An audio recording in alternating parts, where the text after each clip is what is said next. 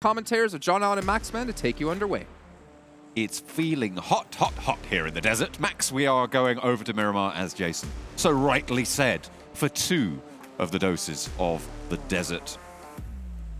That's the end of my sentence. Okay, it felt like there was more. I thought there was more, and then I realized, you know what? That is actually a full stop that I've just done. Great. Sometimes that happens. Yeah. Either way, we're going to be going from Torre Hamada down past Los Leones through to the south side. Looks pretty clean on the plane path. Yeah, are we going to have the Picardo hot drop, John? Hopefully not. GK. I hate it. I hate it so much. They're just going to make the other teams give up. Just we don't want to fight GK anymore. It's annoying. It's a pain. Just don't want to go for it no more. And we'll have to see if that's going to be the case. But other than that, I did enjoy a lot of the drops, a lot of the rotations. It's pretty chill, very similar to what we saw on our previous wrangle. Not too much happening around the board, though. I'm seeing a big clump, a big group of players moving towards Picardo, and I feel like, unfortunately, my dreams are not going to become reality today, because that hard drop shall continue into day 3. That is one Regnum Kaya playing on top of GK. Once more in Picardo. It is my least favorite hot drop that exists in the game. I agree. I hate it so much. They just go into those 2 buildings and then sit there for 15 minutes. I'm really annoyed too, because Picardo used to be my favorite position. I would drop there in my own Miramar games, and yeah, it's been happening for so long now. Not only in this tournament, in multiple other tournaments. And I'm just angry, so I just avoid it because there's so many bad memories. I want to avoid at all costs. Though we do see a southern-western phase 1 circle pop. And actually, not many teams are in there, so actually, you should have some pretty decent entry points. No teams can really complain they couldn't get in the circle, because if you do, you will be a bit troublesome. Though I do want to nerd out a little bit on this hot drop again. Push those glasses up your nose. Go for it. Oh yeah, going full anime nerd on this one. There's so many good trash loots around Picardo that you could literally just move. We're talking 100 to 200 meters over to the west, split drop, regroup, and go for the exact same rotation from Picardo as if nothing happened, as if you dropped in that exact location. So I don't know, I don't know, and I don't care who would do that. One team has to go for the initiative, send it over to the side, and you will be A-OK. So we'll see. Maybe. Yeah. Maybe. Montenuevo currently unoccupied as well, so potential to try and move out there on this game. Obviously, the plane path was a little bit further over to the east. Montenuevo a little bit less maybe reachable for a lot of these teams, but that will change in about 30 to 40 seconds. It could have been the case you grab some vehicles, you get out there fast. Fireflux, they went over to Chumacera. The Falcons as well, they dropped over on the bridge that they took from the Gangsters in their push in yesterday's games on Miramar, and they have now moved out west, heading towards Valle de Mar.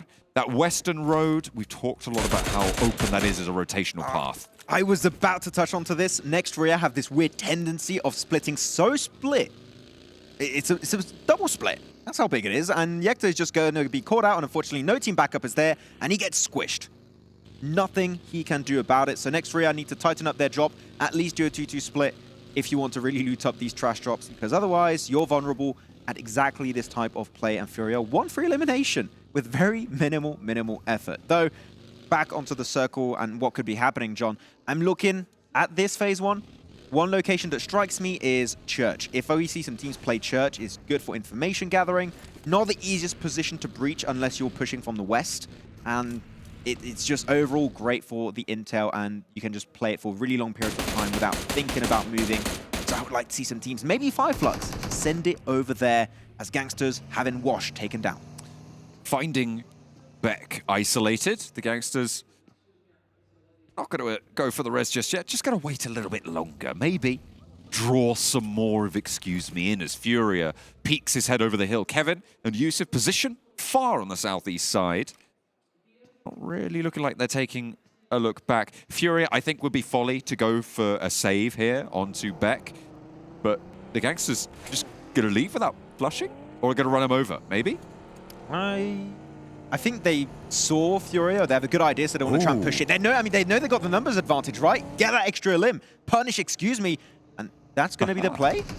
Oh, it is. And look at this. There's actually backup arriving for Excuse Me. They've allowed the time to come through, and they might even lose out on the point that they've found onto Bet that was completely free, right open for them, and now they're going to try and claim it this time around. Second swing is the doozy, hopefully.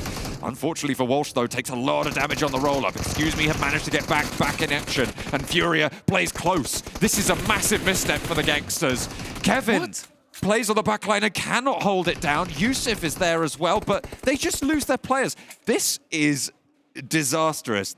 Honestly, that play baffles me, Max. I don't think it makes any more sense to you by the look on your face. No, I am extremely confused. They started pushing together, then like, how about we don't push together and just send 2 players solo in pretty much a 2v3/2v4 at the time. Gladiators? And Tixie has actually an inkling of information that this madness, whatever the hell this is happening. Maybe we can snatch a few eliminations along the way, and Gangster's going to push up once more. Yusuf goes down to a vehicle explosion. Now it's just Kevin in the mix. 3 players from Excuse Me, and here's the third party. Tixie from Gladiators finds the top of the ridgeline and will just start opening that magazine. Wherever anybody moves, a pixel peaks, it's going to get that crosshair trained on it.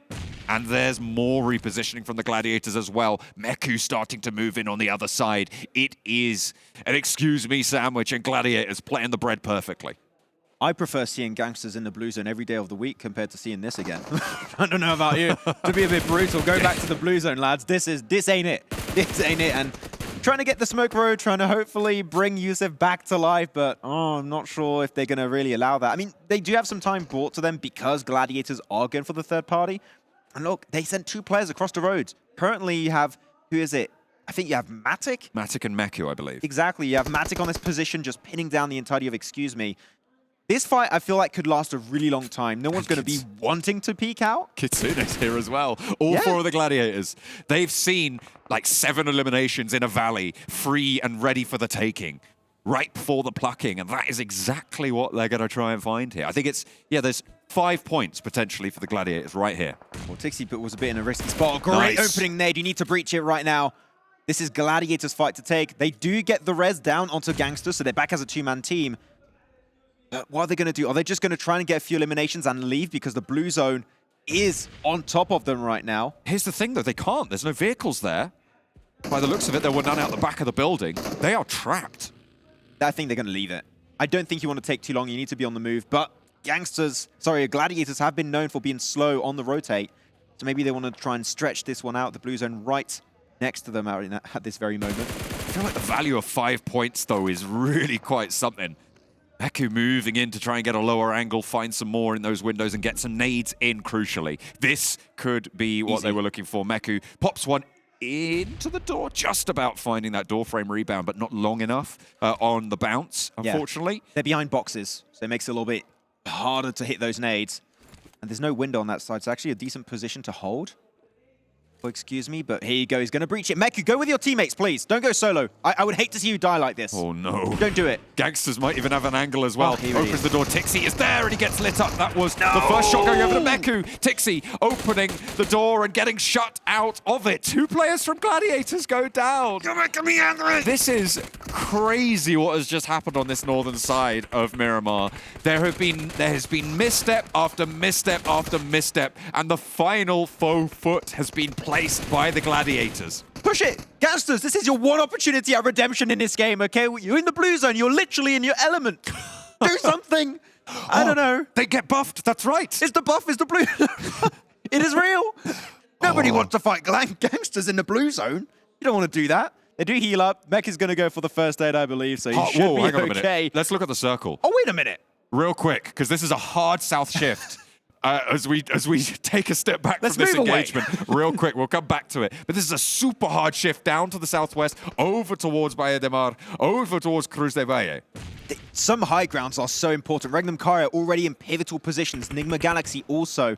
Madball's going for the wide rotate next to Los Higos, so there's going to be some really strong footholds. None of these 2 teams, though, that we're looking on screen, John, will get there anytime soon. Yusuf, the last to stand for the Gladiators, and Matic goes down first. God damn it! Maxis, he's going to lose even more hair. I didn't think it was possible based on this play alone. But my goodness, 3 players alive, sure. They'll be able to get the res for the Gladiators. They managed to pick up quite a lot of points for it as well. They've managed to have 6 eliminations. And to be fair, you'd lose a player for 6 points. Generally, that's going to be worth it. I'm just going to move on and ignore this happened. I don't want to talk about it. Anyways, in the circle, teams are actually rotating fast, are in decent positions. I already talked about a team like Random Carrier. Brute Force also in a decent foothold. Could be looking for another chicken dinner today. Could be the back-to-back-to-back. That would be massive from the team. Even though the previous game was kind of given to them, I do have to say, John. But they held it down like a bunch of champs. As Fireflux also currently playing the warehouse position. They have played this spot multiple times in these type of circles, so they're pretty experienced back in PMPL Turkey. RTG. With a mini 14 too. Being opened up from Lutz, but just tickle damage there. Nothing really special for Fireflux. They'll look for their res onto Solus, pick him back up into the fold. Enigma Galaxy from on high angles down towards them, and RTG looking to suppress this ridgeline on the southeast side. A lot of ridges, a lot of close positions on these hills on the south side near Chumasera that teams are going to be looking to try and control. You guys don't know this, but on the caster side, we have a map, a big map feed we're looking at. And if teams are still out in the blue, we don't zoom it in, so we don't know what's going on. Because of gladiators, we don't know what's really happening. Come on, gladiators, hurry up. Come on, okay? We literally can't analyze because it's so slow. This is what happens. You fight the gangsters, you have to stay in the blue. Is that a rule? It is now. Not, but I said it. So it's a rule. It's the John Allen rule. That's right. The rule of thumbs. Oh, Absolutely. Yeah. Anyways, the circle did shift away from the water. The river's not in play anymore. And you got some nice little hilltops that are still available. Enigma Galaxy does have a little bit of a split, I believe. And this is another team, but they're going to try and regroup here because teams are going to have to breach very soon. Over to the east, though, it's going to be Nexus fighting Vision. And I believe there's also GK up there. So that's a 3-way fight on the east. Looks like Vision currently getting surrounded. Octavian goes down Adoran as well. A double knock for Mon. As Exo Machina tries to keep his team in the running, will be able to do so, plays close, and Kapahala gets knocked in the meantime. A pretty poor showing from Nexus on this fight, but that's what we've come to expect so far this tournament. I feel bad for Nexus. Oh, well, what an... Okay, third party. I mean, that was expected from GK. They were just relaxing on the side and waiting for one nade to hit eventually. That's it for Vision.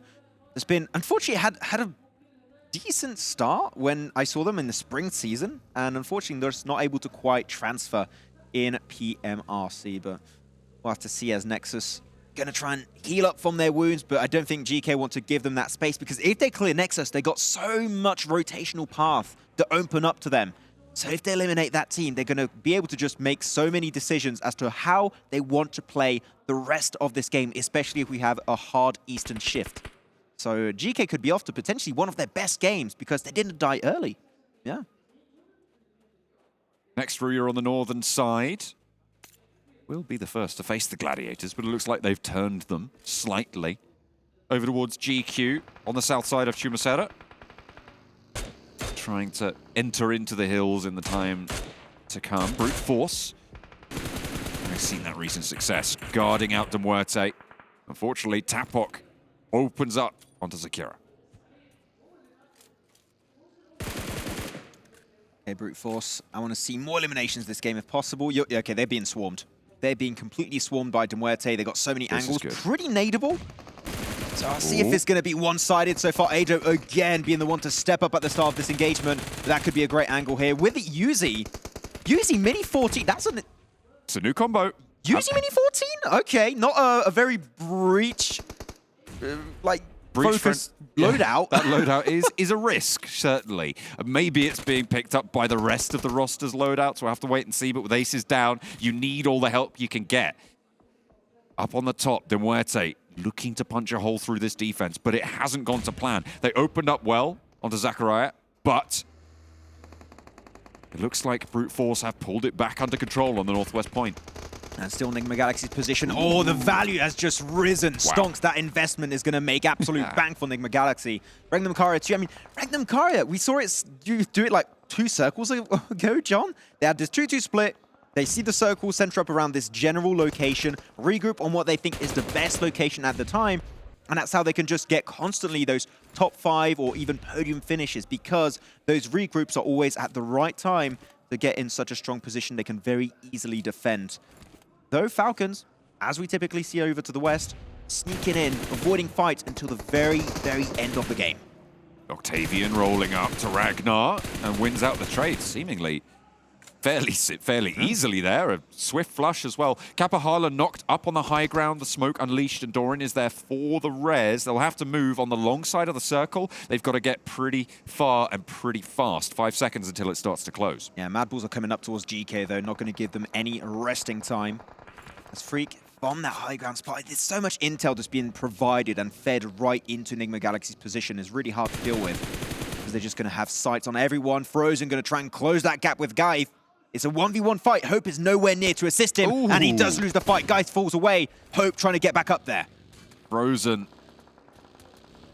Ice in the veins here for Mad Bulls. Able to just roll up and win the trade. Freak on the long-range spot for Hope, but not really going to live up to the namesake here. There's only one player remaining. Severely limits your point-scoring ability in these matches. Definitely the case, though. Top 3 contenders, Enigma Galaxy, Rengenkari, and Fireflux, all in such game-winning positions. Hopefully, Meku is split away from the rest of his team and spotted out. I mean, okay, sniped down with the shotgun. Gets the elimination, so I won't argue about that one, but Kitsune Matic trying to salvage this position. But now GQ, the entirety of the team are aware 2 other players minimum are over here. They're just going to try and regroup onto AC and try and eliminate the full squad, because if they do, Northeast is fully under GQ control. In the meantime, Mad Bulls have just rolled straight on up to Nexus, and Doran now is the last to stand in their way as they try and sweep up on this eastern side. Doran taking shots out towards Tulika, but cannot win out the trade. There was a knock sent back, and in fact, Frozen is down and flushed for Mad Bulls, but they play on with 3. Matic not so lucky for a trade there. Kitsune last to stand as GQ have got 3. Kitsune touches the sky and quickly bites the dust as he is just going to get rattled down. You'd imagine if he stops driving all the way around. Hang on a minute, he's out of ammo. Okay, Evo Station just about puts an end to that. What are they getting involved with this game? Every fight you take is the weirdest fight we've seen in a hot minute. But GQ do get the control. Enigma Galaxy, because of the information provided by Freak and Lord, hear about the engage. Lord gets close. Okay, not going to take it, not going to pull a gladiator just yet. He's going to regroup with his team and maybe push this fight to a later date, which I do appreciate, waiting for the circle that's about to pop. So if he goes north, maybe that fight is going to be worth taking. But as of right now, they're going to play the long game and wait for more information to be given their way as to where the circle is going to end up. We've had a little bit of a shuffle on the northwest side, and Muerte got ahead of Brute Force, as now they're trying to swing down on the western coast, where the Falcons have been sneaking their way up. I would say tiptoeing, but I guess tip winging Tip their clawing? way? Tip taloning. Oh, I like that. On their tippy talons. Good job, me. Yes, good job, John. Tip taloning up the western side for the Falcons. They do have actually an angle where 6 could be caught out by Brute Force. So if they are sneaky about it, it could surprise 6 in its position, and you won't have the MG3 clutch to wrap up a game here. No, that's not going to happen anymore. As Demuerte have been actually really smart on their rotates, just sending Tapok into the circle, checking if it's safe. They're going to hopefully send relatively soon Aces and Kose. The longer this takes, the more risky it becomes, because Enigma Galaxy are just sweeping the northern edge, trying to get as much intel. But here you go, 6, as we said, spotted out because he was so far away from his team. And Brute Force, as they usually do, full sending over to the west and trying to claim as much control as they possibly can. Once again, he gets pre-podded there. And the Falcons, I mean, it happened in the final circle. I don't know why it's so funny to me. I don't know. I'm a child, really. I love verbing players' names is excellent. But we are seeing once again the Falcons taking a little bit of heavy punishment from the Brute Force roster, as they saw on the Rosok shores. So shall it be in Vallademar. Not sure why Kose took so long to go on that rotate. You know that value, you want to avoid it. So regrouping on Aces and Tabok would have been the smart play, but took a bit too long, and we know that a lot of teams are eyeing out the north to try and clear it. Right now, only GQ and next Riyadh are teams that could be of a major trouble for Enigma Galaxy. So if they can clear both of them, they might be in a running for a win today. Brute Force finally made it to a safer position away from the road cliffside. Are going to spot out players of next Riyadh, John. They might just be able to get 2 easier limbs. So Ralph's there. They need to be careful. It looks like they're just taking care of that window. In the meantime, though, GQ from the northeast side might draw the attention of Enigma Galaxy. They have been playing with 3 for the longest time now. They've lost their main man, Coops, as well, so a little bit difficult to hold such a priority position. Enigma Galaxy need to push up onto GQ. They're going to become a major issue here. And actually, AC gets a little bit higher ground control. Enigma Galaxy hear the car, they leave. They don't want to stay in the premises. And they're just going to be giving that little hilltop to GQ, which is going to be a nice little overview. But Enigma Galaxy are not interested. They go even further in the circle, inland, and are going to completely surrender that spot to GQ, which is interesting. Though looking at their spot is a good little overview on so many other squads over to the west and south. So I understand why they want to hold it, but right now this is an easy breaching point for GQ. They can go into the warehouse, crash their cars, and really extend that fight as long as it really needs to go. Next circle soon to come through. 23 seconds left until it does. And Regnum Kaya just biding their time in that middle area. Oh, Lord's got a Groza. Oh, that's going to be impactful.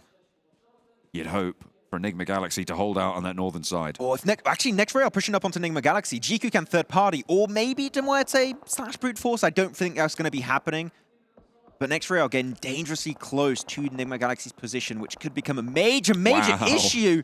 And man, Turkey, the chances of a Turkish chicken dinner coming through is massive, John. Regnum Karya and Fireflux have not moved here for like the past 5 to 6 circles, and it ends right on top of their position. Is their compound going to be in play until the very end? I don't believe so. Leaving their spots is going to be tough, but they should at least get a top 5. Wow, wow, wow. This is excellent news for Turkey, as you say. Absolutely brilliant result. Doka Machine playing down the lead towards Tapok and taps him down as well. Another flush over towards Demuerte leaves them down on just the pocket ace. Trying not to fold as best they can. As Ado needs a couple as well. Not ideal, but they can back off behind the headland. Now, the fact that we're seeing so many Mini-14s played in PMRC changes the entire dynamic of these type of circles. You can't peek as freely as you used to do. This is really making you having to be so much more respectful of the teams in your vicinity, or they're just going to upset you with some sneaky headshots around the corner. Brute Force, I mean, is the game plan going to be to breach onto Regnum Karya? I don't really see too many other options here. I would say get in the cars and breach Regnum Karya at some point, because otherwise I feel like you're just going to be in position down ridges, which is very, very nadeable as Falcons versus RTG starts to unfold. And it plays into that as well. The nades can start to find their way over towards the Mad Bulls. They lost Frozen earlier on the position on the east. The sweep that they found didn't go ideal. Well, the Lone Ranger aces from Demuerte actually spotting a lot of brute force and able to catch a blind spot seemingly. Mad Bulls still surviving in the hail of bullets being sent their way by GQ. This hilltop is so good. Both teams going to have to shunt a little bit southwest. Demuerte finally going down. Brute Force losing a player fully. Actually, great fight from Brute Force because they were initially at a disadvantage. They had a low ground position, extremely nadeable, and Demuerte couldn't do anything about it. So Brute Force seeming to turn up the heat up to 11, looking even more aggressive in this third day. Though Mad Bulls, there's no escape. The wrath of GQ has been completely laid down up on the northeast. And that's going to be it. Mad Bulls losing every single player except for... I mean, actually, Flicker's still there. Can't quite... Oh, he's in the car with him. Okay. He's up there into the car and go a little bit further in the circle. But GQ are going to look down that ridge. There's no way. There you can see on this overview, Fireflux playing just on that side of the warehouse, a little bit further away. Regnum Karya across the way. They're further downhill, but that compound powerful as anything.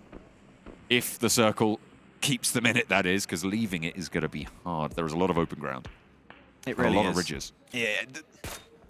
I don't know how they can make this work out for Fireflux. It depends on this next circle, but if they have to just leave and play the middle, a lot of the teams currently, Falcons, again, are so smart on how they play it, because they just slow things down in late game, go for like a very edge position where teams cannot really be a major threat to them, and they just start sniping at everyone. That's how it worked out in the previous game, and they're going to do something similar here as RTG send Gallagher down in the madness, down to just a third HP, and going to be taken down by GQ. There's no way he survives it. Ooh, and that's going to be Zakaria. Yeah, there's no way you get away with that, as you say. It's just too much to bear. The circle keeps Regnum Karya in this next one as well. So the buildings that they hold, so valuable. I'm getting scared for Nigma Galaxy, actually. They're getting leapfrogged by Z-Wolf of Next Riyadh, and GQ have that off angle, so I think Nigma Galaxy might have slowed down their rotation maybe a little bit too much, where they're going to be surrounded by teams. I understand why they want to hold on to this high-value position, but they're not clearing teams around them. So that transition to leave that spot is going to be made so tough, John. And they still have a little bit of time to do it, but the clock is ticking. Not only that, you've got brute force in front of them in this next circle. Road to Glory ignited in the open fields as they try and roll in the monster truck, but will get pushed back and have to go into the next Miramar next time. Next Ruya, they tried to move south, but as I said, brute force in their way already, having snuck in on that western side. Good little flat terrain to play. GQ going to be fully sending it onto Zerich. Actually gets himself 2 knocks. Wow. Evo Station, last man standing versus Flicky. The 1v1 is unfolding. That smoke does buy a little bit of time, but one nade would be all he needs. Pushes it up with the M4. Flicky spotted at a third party from Fireflux. Burns the candle down. Nigma, go. You got it. Okay, they cleared it. Nice. They Nigma managed Galaxy. to drop that nade over the top.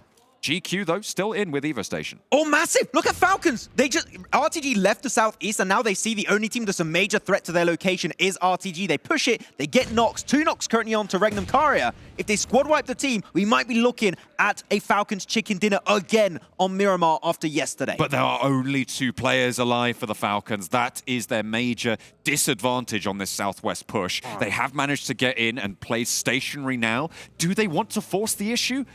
In my mind, unless you're getting bombed out here with those nades, you try and just play in that shadow. I think that might be the best option. Nigma Galaxy from high above, raining bullets onto Fireflux. That's 1, that's 2, looking for the full squad, but Freak dropped down. It's only Lord. 1 more player now active, but a similar story for Fireflux as they're cut down to 2, playing in half right now, as Lord desperately pulling these players back to their feet, but they have to run. No, you can't get it. Renox, the blue zone tucks in just a little bit too much, and that is so much time wasted. Look, guys, I'm going to teach you something very interesting. There's something called the pickup feature. You pick him up, put him in a better position, then you go for the res. Don't try and force in the blue. It's not going to work out, but they push it up, and it's pre-pod. Potting the competition. Oh my goodness me, they move straight on up, and brute force with a very heads-up rotation take down Nigma Galaxy on the high ground. Now Fireflux trapped around the side of this headland. They really don't have too many options now. Regnum Kaya might be able to finally execute and have an impact on this game beyond their 0 eliminations. Yeah, and actually got the double res after Falcons initially got 2 knocks. That is massive. The 4-player advantage is going to be huge. I don't feel like Fireflux can make it out as a full squad. So if they do falter and lose even a single player, Regnum Kari are going to be in such a good position to maybe get themselves that win. They do have to leave that compound. They're going to be in a dangerous position very soon. But this fight of Brute Force versus Fireflux is the next one on board that we're going to witness, and only 1 team will come out on top. Nade over the top. Pre-pod finds Lutz there in the back line. Falcons? Excellent early pick. Falcons, you're right. They've run straight on up and into the north side. They want to get into the thick of it. Try and take advantage of the chaos as Pre-pod goes down next to Brute Force. They get taken down because the nade from the Falcons takes out the backline of Brute Force, but one of the Falcons has already fallen. Regnum Kaya looking to start to move in with 0 eliminations already. It's a pacifist run from the 2-time chicken dinner winners today. I mean, the fact that they have 0 eliminations shows that at least they are going to have a ton of resources. Nades, smoke, utility, they should have a ton of those to wrap up this game. And Falcons, I understand the idea behind that push, but I think it was a little bit too much. And unfortunately, because of that, a podium finish is all they get. But that's 2 podiums in a row, so Falcons still being consistent. And now 2 of the best Turkish teams are still alive, John. 1st and 2nd place. Turkey bringing the heat in PMRC. And Regnum Karia with the angles, trying to lock down another chicken dinner under their name. It is possible that we see a maintenance of only 2 teams on the chicken dinner scorecard today. If Regnum Kaya can close this one down against 3, with the reses coming through, Regnum Kaya a little bit closer to the blue zone here. We'll have to move up through these defilades. Yeah, it is. Fireflux are just so cornered. The blue zone is going to be right behind them. Of course, the players of Regnum Kari are also going to have to move. This is the final circle. It's going to center up perfectly. But as of right now, Regnum Kari have a few more ridges they can play center. If they can make that transition without losing players, if they have smokes, they might be able to get more control. That smoke, Soulking gets even further in. That's a mad dash forward. That might be able to secure them that chicken dinner. And with the opener onto Loxy as well, that is in a resible position, but it gives Fireflux crucial seconds to move on in. The nade over the top splits Fireflux in half. They move out of the way. The next smoke is there to cover them as well, but Wild opens up with a UMP from the sidelines. Downhill, traded off by Ketch. Now, with one player, hang on a minute, no, he's still alive. Solke is still there. His health bar super, super low, but he is still in the thick of it. Ketch looking for the res onto Solus. But in the meantime, Loxy's back, and he's into the fight again with the nade over the top. Tron rides strong, and Azel to put the final nail through. And that is once more Regnum Kaya taking down Fireflux. They stay quiet until the very end, and they ride strong across the hills. The first Miramar goes their way.